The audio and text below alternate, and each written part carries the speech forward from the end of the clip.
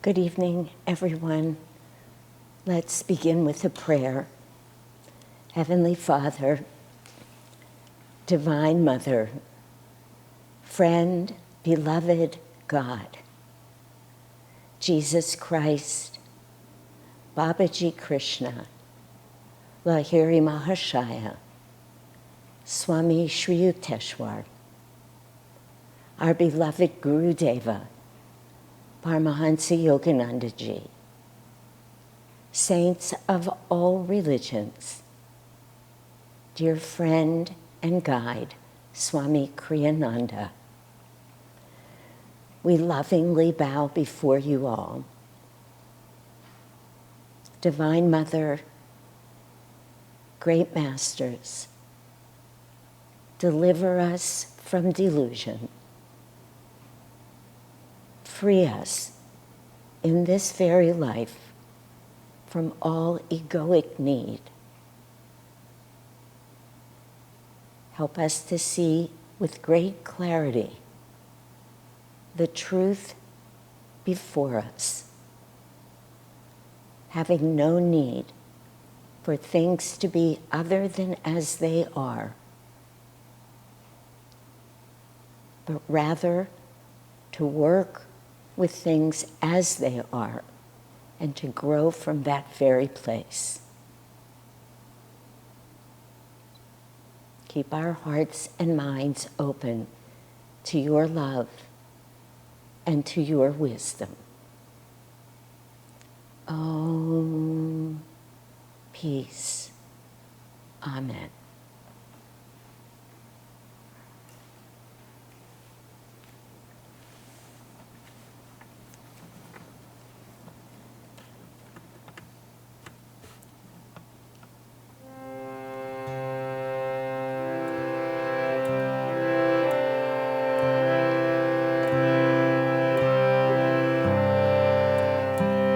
Nothing on earth can hold me. Rise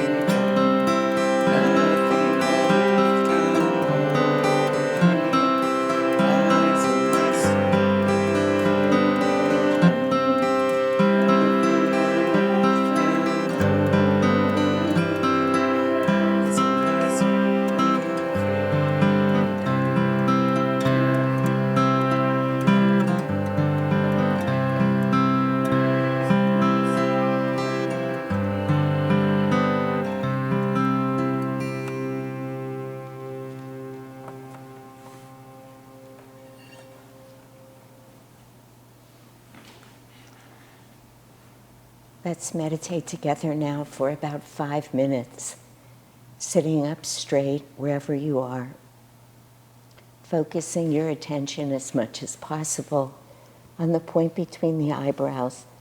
And let's just watch our breath tonight, the inhalation with energy rising upward toward the point between the eyebrows, the exhalation with the energy flowing downward again. And let's see if we can equalize the inhalation and the exhalation. See if you can get them to be the same amount of time as you breathe in and you breathe out.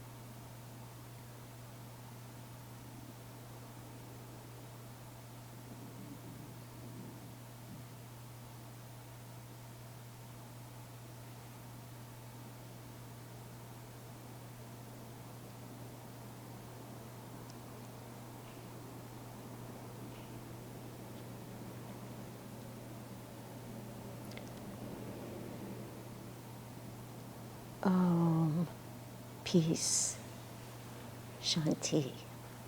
Amen.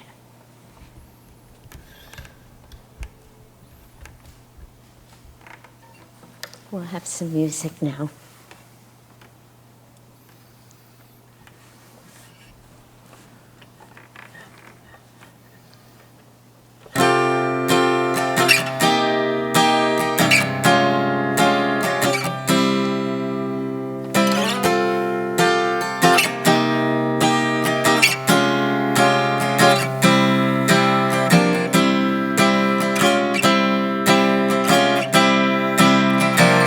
Men call it progress, down with those who doubt.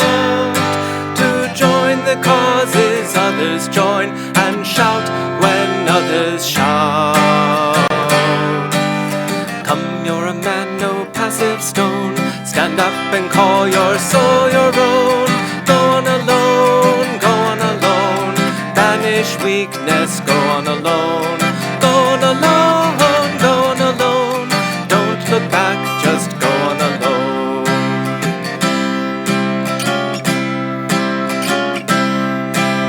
Some men lack the daring ever to be free.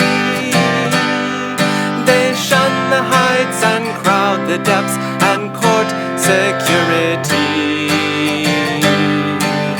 Come, you're a man, no passive stone. Stand up and call your soul your own. Go on alone, go on alone. Banish weakness, go on alone. Go on alone, go on alone. Don't look back, just go on alone.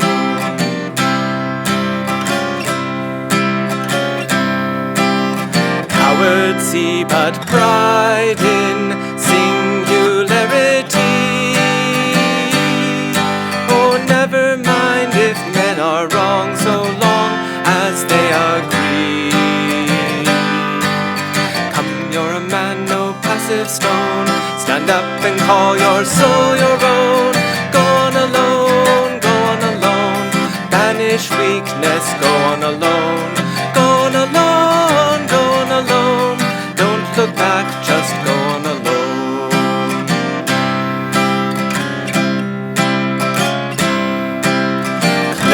The power within you, error to defy. The world may change or disappear, but truth can never die. Come, you're a man, no passive stone. Stand up and call your soul your own. Go on alone, go on alone.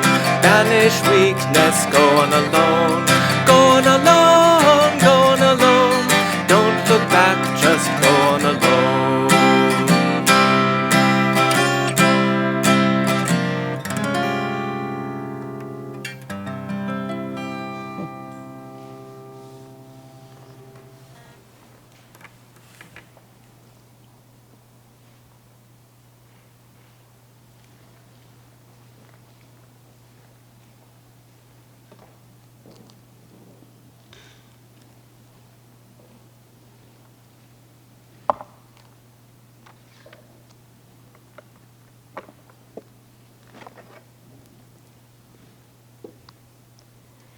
Good evening, everyone. So tonight we will actually begin a year, close to a year, of studying this book. It made me laugh today. This is about the tiniest book that I own, and we're going to spend a year on it. I also found it interesting that Swami Kriyananda started with, of all the emotions, anger. But I thought about rearranging the order just briefly. And then I thought, no, he knew exactly what he was doing. So we'll start right where he started and we'll move through the book. Let me just spend a moment and welcome those of you who are just joining us tonight. There are many of you who were not here last week. I hope you had the opportunity to listen to that talk, because that talk, so if you haven't, please do, really gives a very good overview of kind of the the point of looking at emotions, and even why Swamiji would write such a book, because, of course, the whole focus on the spiritual path is to move away from emotion and to take that energy and transform it into devotion and all of that energy, no matter what form it's taking. So I think listening to that talk will be very good. So before we really start, let me read what Swami Kriyananda said about the secret of overcoming anger. The secret of overcoming anger is relinquishing personal desire by relating your emotions to a broader arc of feeling, love for a friend, or joy in inner freedom from external circumstances, or respect for the right of others to make their own decisions and their own mistakes. This is actually, it's almost hard to grasp the first time. Let me just read it one more time and then we'll move on from here. The secret of overcoming anger is relinquishing personal desire. Not so easy to begin with, but very important. By relating your emotions to a broader arc of feeling. It means to be more expansive, more inclusive, not to be caught up with just what we're feeling about something in the moment. And so he goes on, for instance, love for a friend, and it could even be a friend who just made you angry. So you move from that anger to finding a way to love them. Joy in inner freedom from external circumstances. It means finding that place within us that can experience joy when we're no longer dependent on what is happening outside of ourselves. Freedom from external circumstances, or respect for the right of others to make their own decisions and their own mistakes. There's so much in those tiny few lines there. You know, by and large, and I think we can all relate to this, we get angry when we think things should be other than how they are. And if you really just sit with that for a moment and you think about times where you've gotten angry, you'll realize that that is consistently true. You would never be angry if you didn't think something should be different than what it is, whether it's unrequited love, whether somebody just cut you off on the freeway, whether somebody's not giving you a role to play that you wanted to play, whether people have ideas other than your own about how a production should go on. You can just keep going and going. When you release yourself, when any of us release ourselves from the need for things to be a certain way, there's no reason at all to be angry.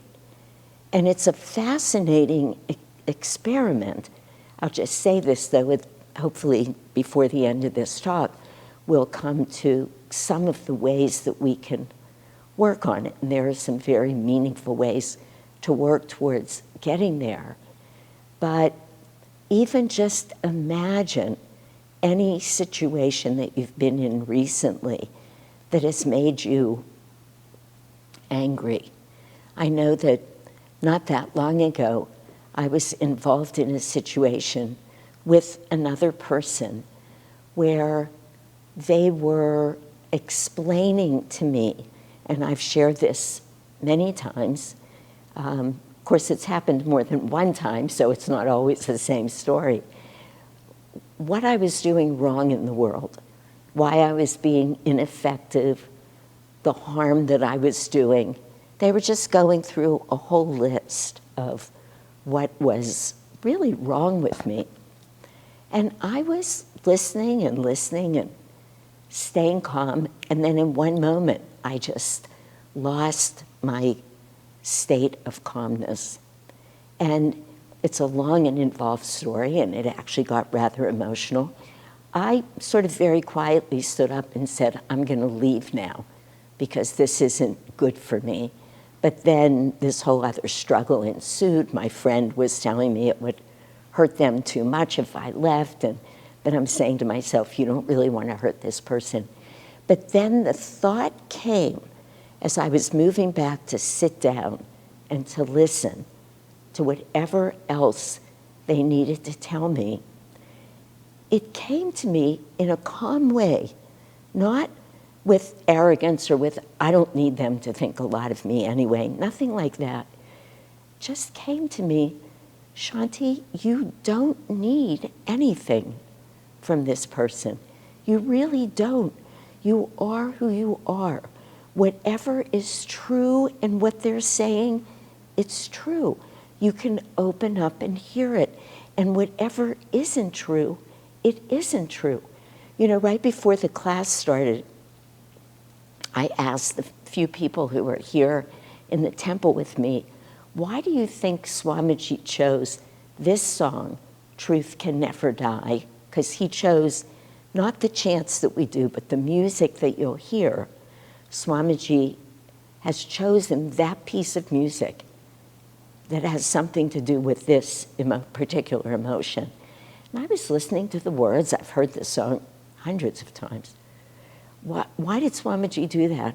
And Sai Ganesh said, probably because truth is truth. And no matter what else you would like it to be, it's not going to change. And I thought, that's it. Because that's how we relinquish a hold that anger can have on us, is when we quit wanting things to be different than how they are. So the minute I said to myself, in the midst of this very intense moment, and I'm just talking to you about it tonight, but it was intense, that I realized I didn't need anything from that person.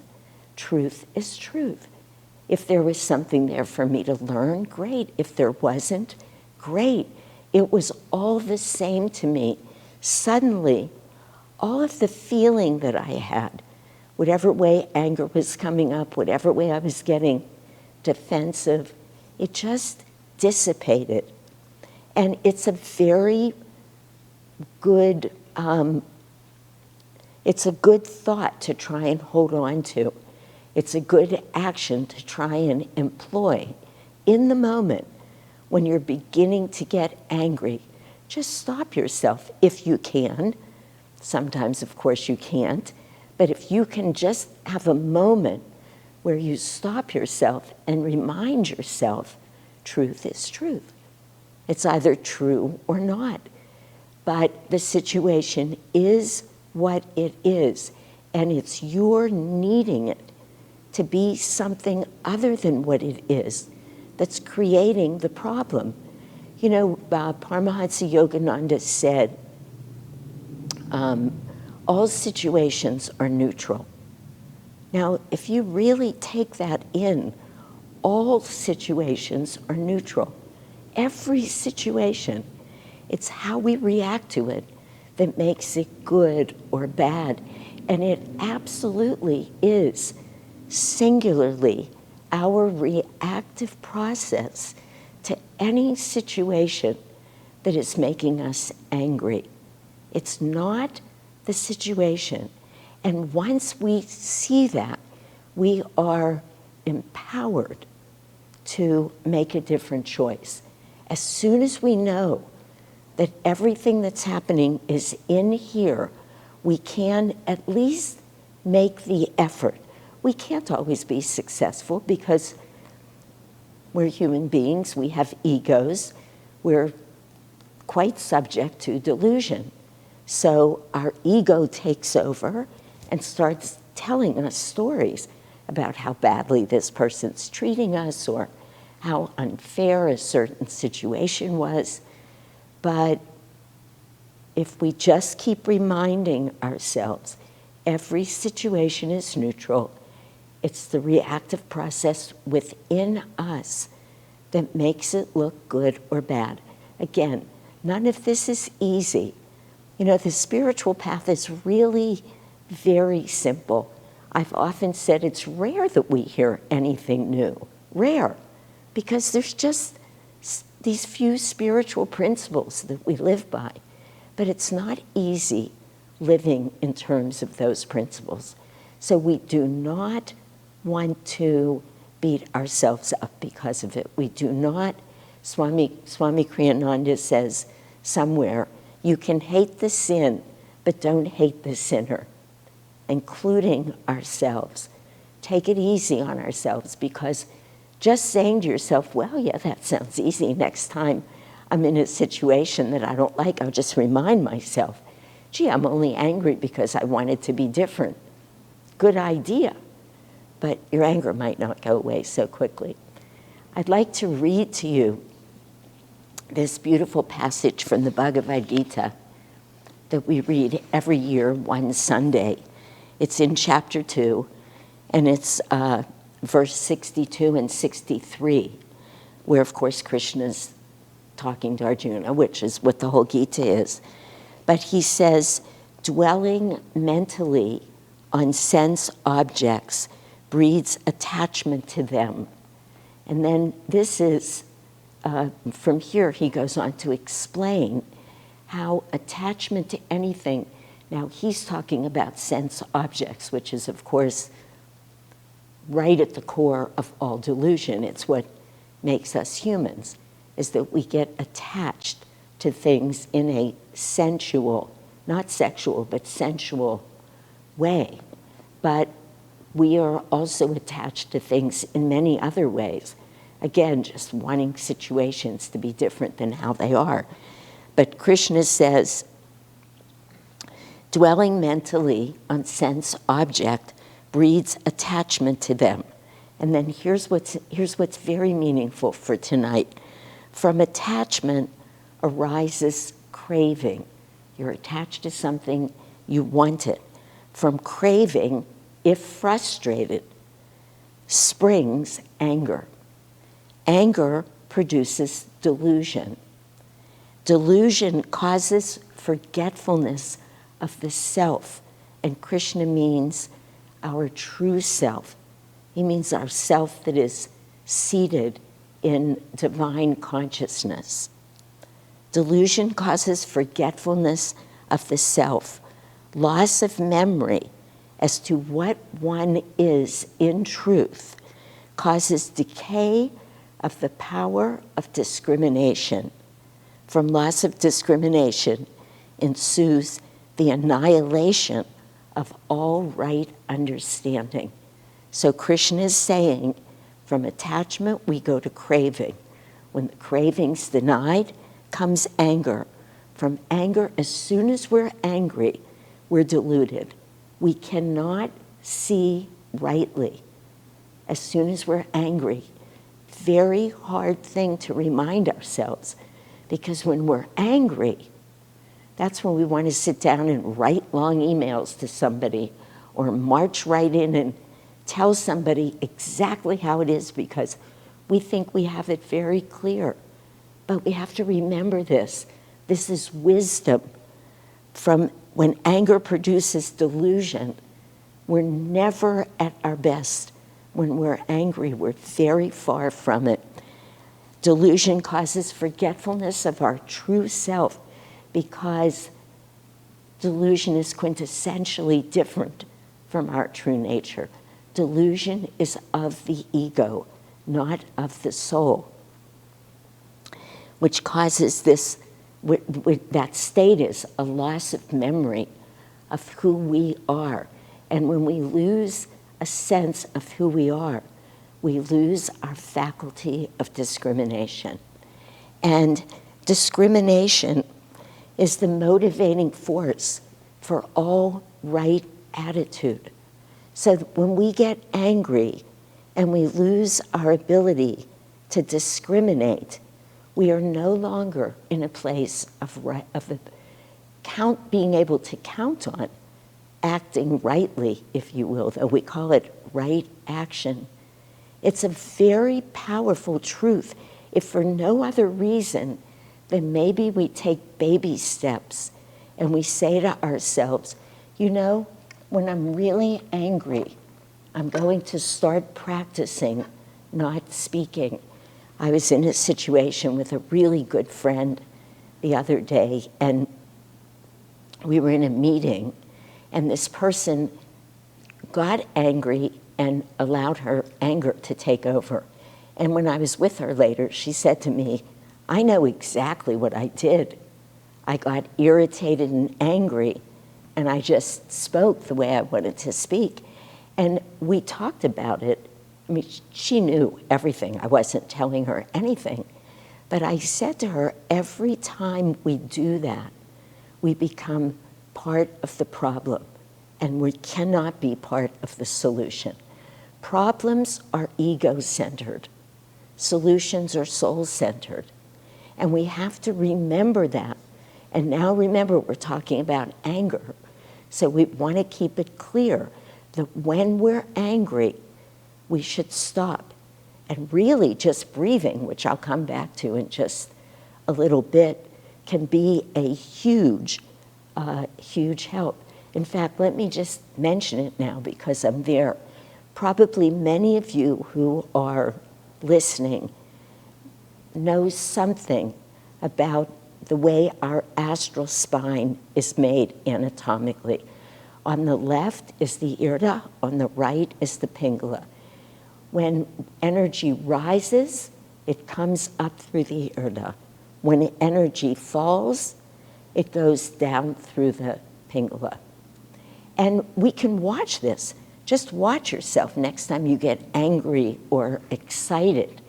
You'll see you get up in a way, not necessarily in a good way, and that upflow of energy stimulates your breath. And when people are excited, in an excitable state, for any reason, you watch it.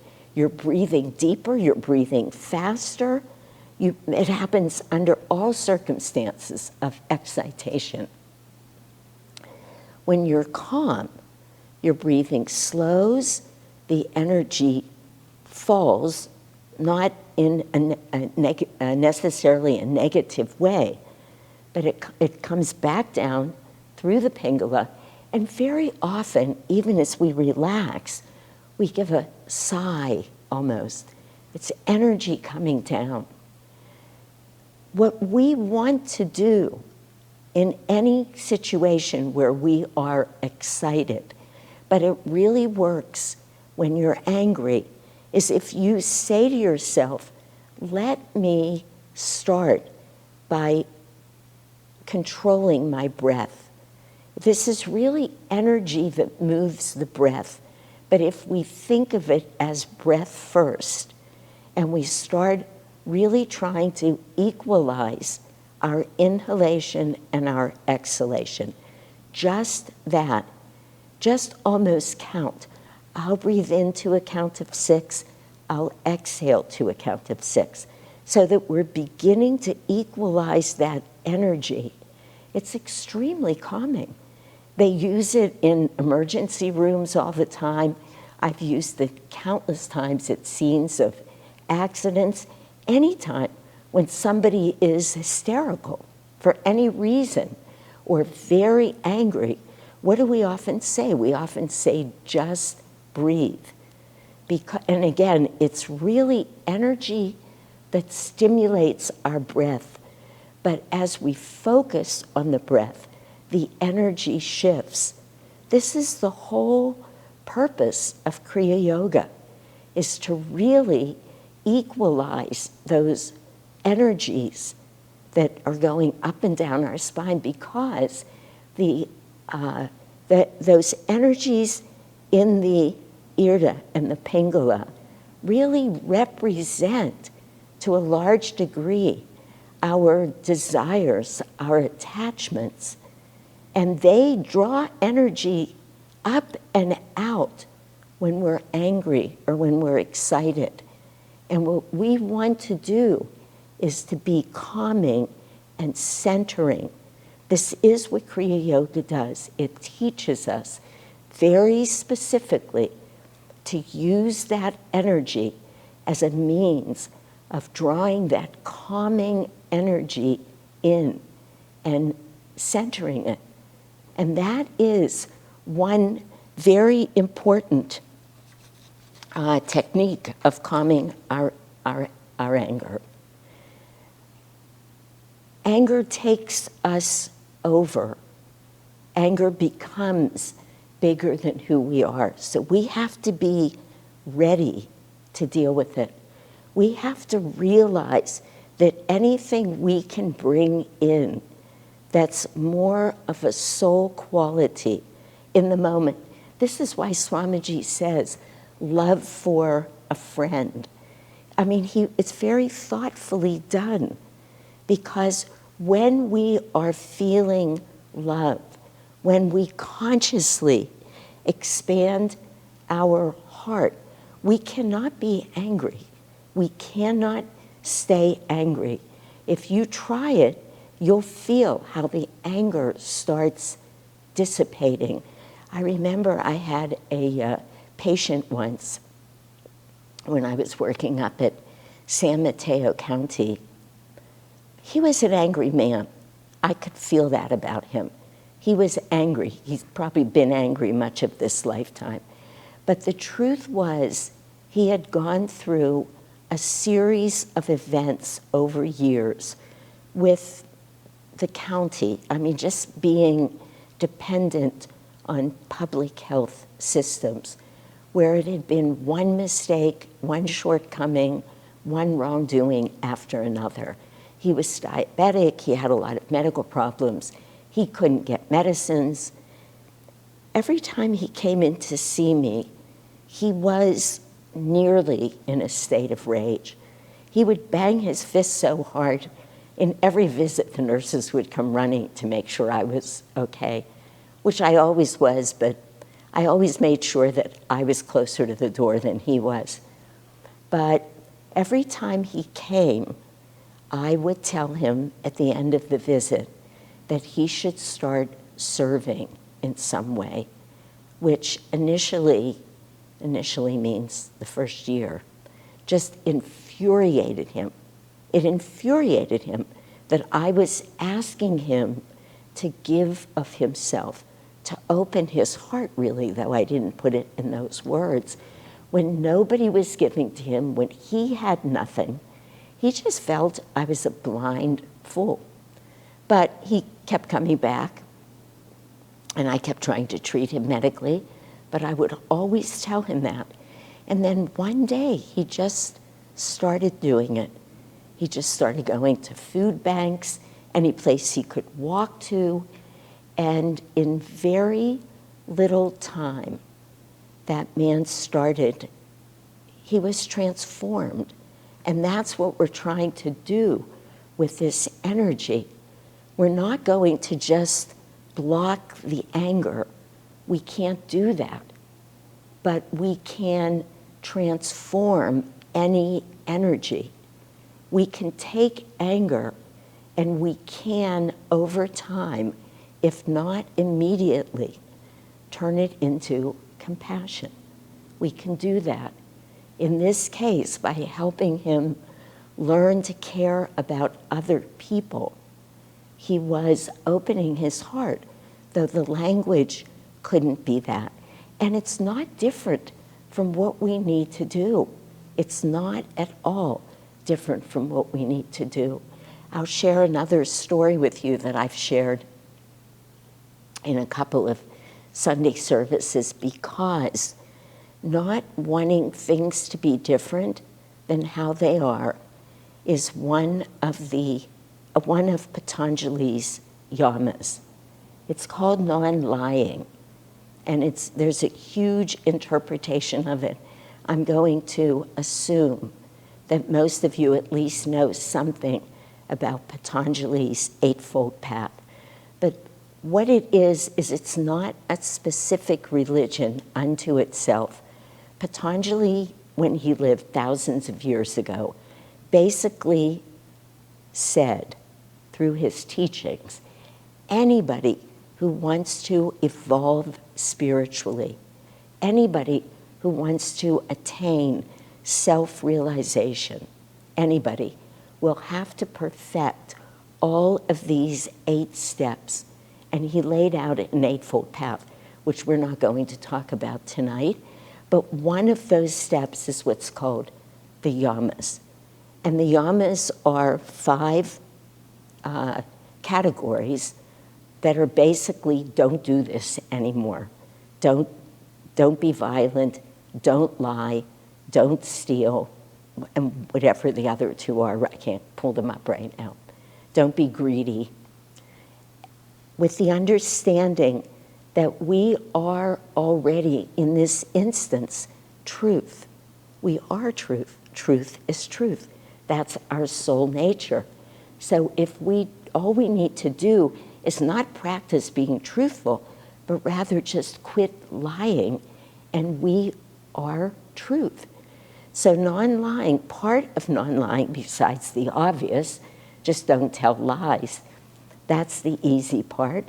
But one of the main pieces of it is to not wish that things were different than how they are, because that's not being honest.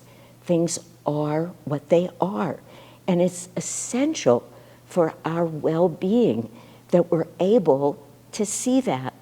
And it's very hard to be self-honest like that, which is actually one of the niyamas.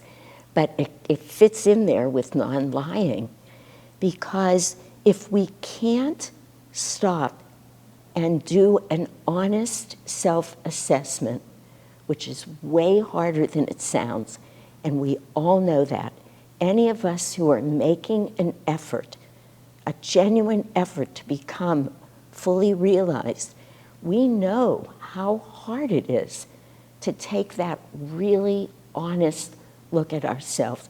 Not because we don't want to, but because the ego is so good at what it does. It jumps in and it's rationalizing with us before we know it. Literally, before we know it. So we justify a lot.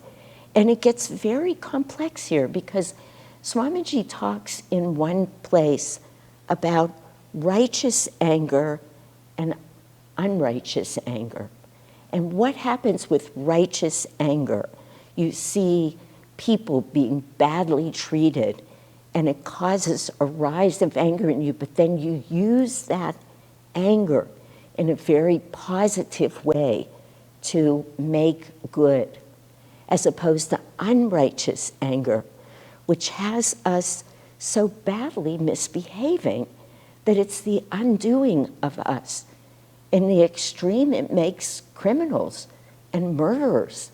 In us, probably most of us aren't about to steal anything in the physical world like that, or kill anybody, but we probably steal people's peace of mind at times, or their sense of self, because our ego has come in, and that's an unrighteous anger, but it fools us.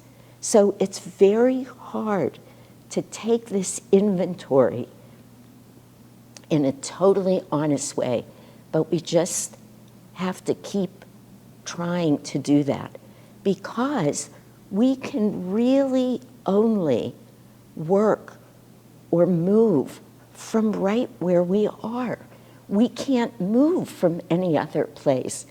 This is why, I forget if this is in the Gita, but I think it is, where Krishna says, better to fail at trying to perfect your own karma than to succeed at working on somebody else's. Because everybody else's karma looks easy.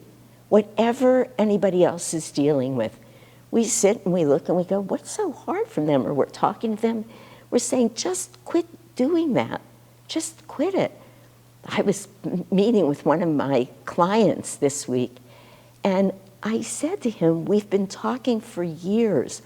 Why is it that you still always find yourself on the defensive with your wife? You're always on the defensive. Why do, this is years into it, and suddenly I just heard myself. Do you think you're helping him, Shanti? If he could quit doing it, he would have quit doing it. You have said this to him in every imaginable way. You're going to have to try something else, because everybody else's karma looks easy where they are. But it's not easy when it's here. But until we say to ourselves, this is where I am. I'm trying. I want to move forward. I don't want to be so easily angered. I want to hear this. Wow, if I didn't need things to be different, I wouldn't need to be angry. If I could just always say, this is okay, just the way it is, just the way it's unfolding. They didn't invite me to go with them tonight. This one broke up my relationship, and that really hurt. I mean, we could go through from the most major things in the world to the most minor circumstances. Always we can look at what we were attached to that we didn't get or we aren't getting. But until we stand still and tell ourselves an honest story, we will not be able to move from that place. Again, we can only move from where we are. So we have to get very clear and honest with ourselves about that. And coming back to that yama of non-lying, it's so essential. I have heard, I didn't know this family, but I've heard Asha mention this a lot about this family. That they had a lot of children, and the mother put the yamas and niyamas up on the refrigerator. And every time one of the children would come in crying or upset, she would just sort of peacefully walk them over to the refrigerator and say to them, let's see where we went wrong here. Because in the midst of all of them, yamas and niyamas, lie the answer. And they're all equally important. But this one about non-lying in its totality can help us all in any time that we're willing to look, can help us through so many situations in life. And it's not a bad thing to do, actually, to do that, to say to ourselves, let me put the yamas and niyamas up and let me start going there. I've tried it in situations.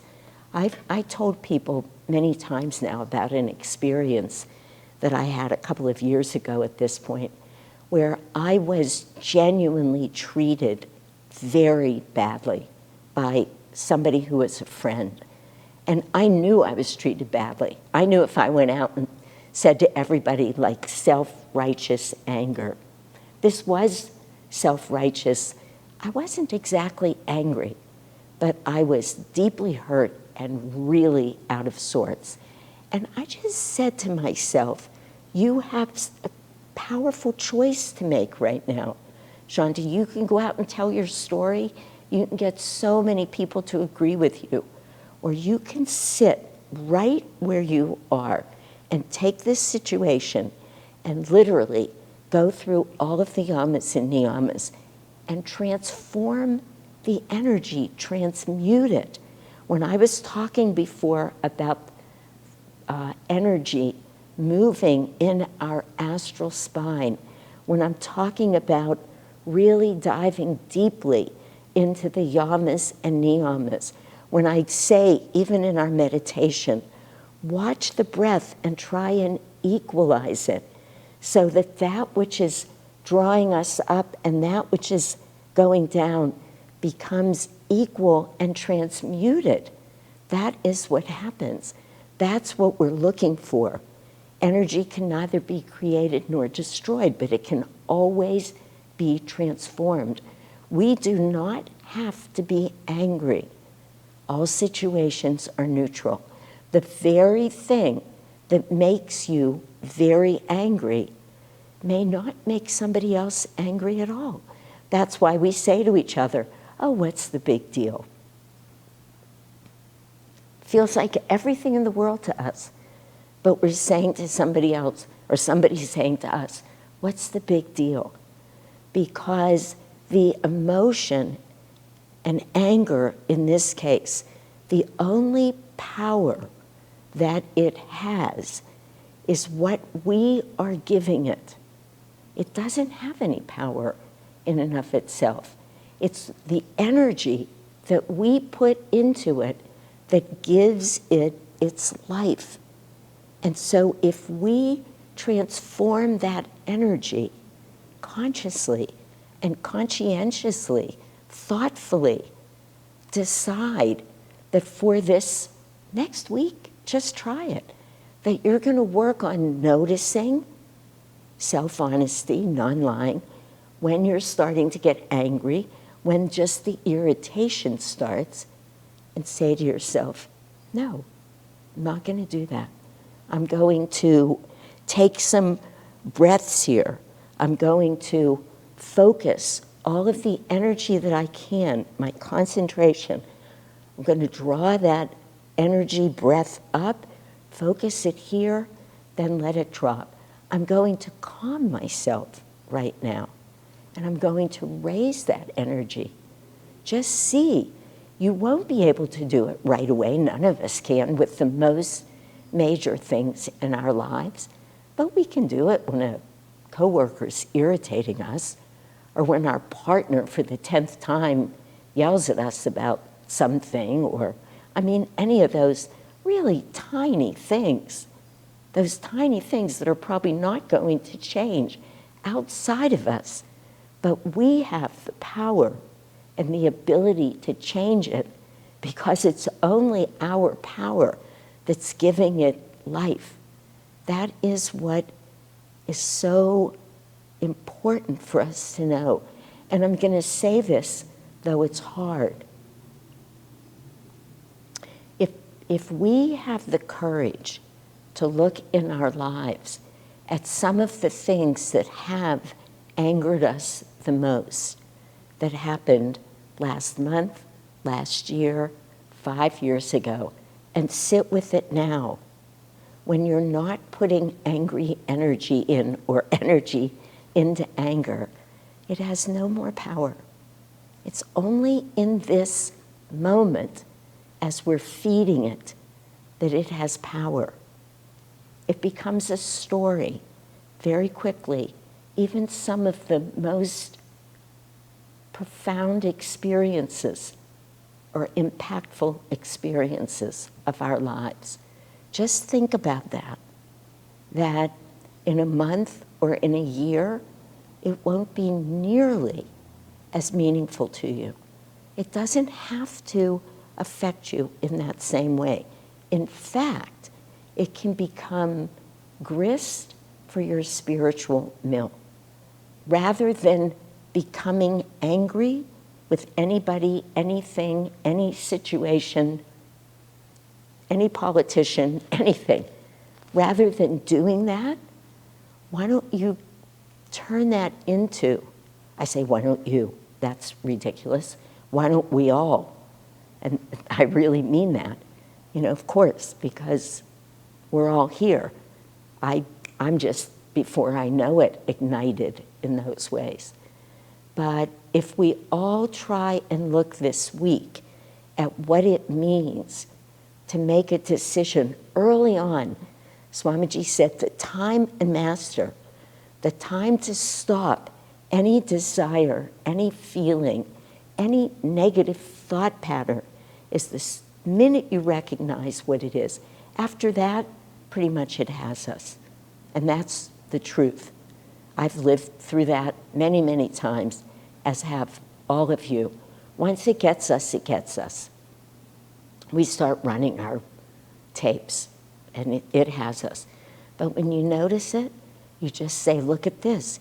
Here is a whole bunch of energy that I can use to, whatever your words are, become more spiritual, take a few steps forward on my path, grow, expand, put love out into the world instead of anger or irritability.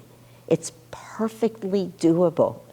And as I said, next week or next month or next year, it might not even be a memory. So just take advantage of it. It's fuel for us. It's very meaningful fuel. This is true in every situation, but it is always good to start with some of the smaller situations first. I want to end by reading something that Swami Kriyananda wrote. He says, an attitude of truthfulness means always to try and see things as they are, to accept the possibility that one may be mistaken in his most cherished opinions, to entertain no likes and dislikes that might prejudice his perception of reality as it is.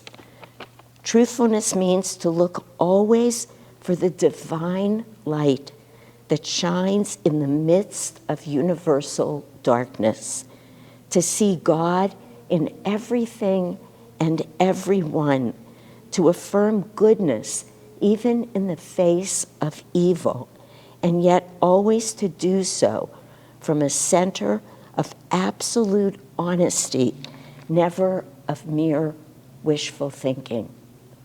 That is a summary of how to stay centered, stay calm, stay uplifted, be accepting, and do just the best you can. Start small and begin to work on it. This is the secret of our entire path. Everything we do, we just start little bits, and soon those little bits coalesce. And before we know it, we're able to apply those spiritual principles, that moment of seeing something as it is and not wishing it were anything else, but living right in tune with it. Literally before we know it, we can do that not just in the tiniest moments of life, but under real stress, under real duress, in what could be excruciatingly painful situations. We find ourselves resting, moving from this place of inner calm, so that we are, as Swamiji said here, we become that source of that divine light pouring out, really sending light out, calming those stormy waters. We don't wait for it to happen outside of ourselves. We grow it within, then we share it with all. Bless you all. Is there a question? Yeah, I'll take a question. Is non-response to anger of others a healthy response, or is it stonewalling? Is non-response to anger in others, Others. so their anger, a healthy response, or is it stonewalling? It's definitely a healthy response, but here's the thing. Compassion, empathy, they're very important, very. So when somebody's feeling really angry, it's probably not the moment to say to them, what are you angry about? If you didn't want to change every situation, you wouldn't be angry. But to maybe just be a good listener and not say anything. But as you listen consciously, open-heartedly. I'll share a story with you that's exactly this. and it just happened to me. Yesterday, I was with someone who's very dear to me, very dear friend, who is having trouble with everything that's going on in the world, with being cooped up for 4 months, with living with all of the fear that this person lives with about not wanting to get the virus and, you know, their fear for their family, many things totally understandable. But as this friend was speaking, he kept saying to me, this is just bad. This is bad. This is dark. This is the devil. What's going on in the world, he meant, and how it's affecting people. And it was just going on. And he was saying, I hate it when people are wearing stylish masks. He said, it's like trying to put a pretty dress on the devil. That's what he said. And he was really emotional. And I knew. I mean, I was there. It doesn't feel good. It's like all of that energy just creating this pool of very difficult energy. But I didn't feel affected by it or reactive to it, which I was very grateful about. I always call that grace. But as I was just listening to him and keeping my eyes on him so that he knew he was being heard, I was saying to myself, 1 in 1,000, Shanti, 1 in 1,000, meaning what Krishna said, out of 1,000, 1 will seek me. And I just held that. There's a lot of grace in any moment being tuned into spiritual principles, the truth, really the truth. Knowing that there cannot be a mistake in what's going on. It's different than if he were saying the suffering is so painful for me. People suffering, that's not what was happening. He was spewing forth with this is bad, it's bad. He just kept saying that. And I just kept caring about him, really caring. He could feel that and he could see it. I never said a word. To myself, 1 in 1,000. So that we listen compassionately, that we hold that compassion, that empathy, that love for the person who's angry, but we can't get enmeshed in it, we can't agree with it, we just have to listen. Then we're not stonewalling and we're not entering into it. So I hope that answers your question.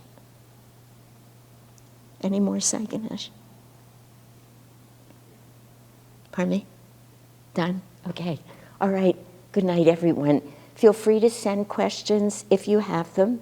You can send them to my email, shanti@anandapaloalto.org, and I'll be happy to try and address them. Or you can write them in the chat section of any one of our Zoom meetings. Have a great night.